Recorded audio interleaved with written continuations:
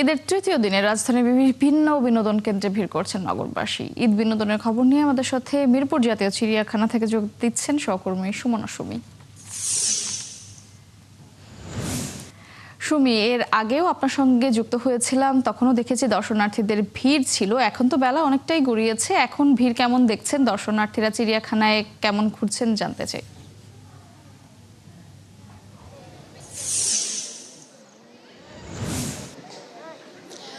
মৌটুসী চিড়িয়াখানায় কিন্তু এখনো বেশ ভিড় রয়েছে। মানুষজন কিন্তু ক্রমশ আসছে পরিবার পরিজন নিয়ে, এবং মিরপুর চিড়িয়াখানার গত 2 দিনের মতো আজকের দিনেও কিন্তু একই চিত্র। মানুষ পরিবার পরিজন নিয়ে ঈদের বিনোদন ভাগাভাগি করতে বেছে নিচ্ছে চিড়িয়াখানা, যেখানে প্রাকৃতিক পরিবেশে তারা বিভিন্ন প্রাণীর সাথে পরিচিত হচ্ছে এবং প্রজন্মেরও পরিচয় করিয়ে দিচ্ছে।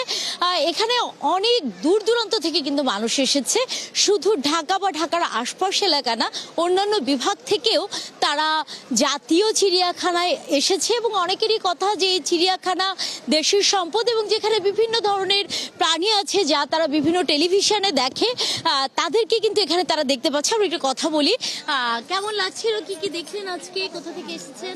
আমরা আসছি মিরপুর 13-22 থেকে ঘুরতে আসছি। অনেক কিছুই দেখলাম, বাঘ, ভাল্লুক, বানর।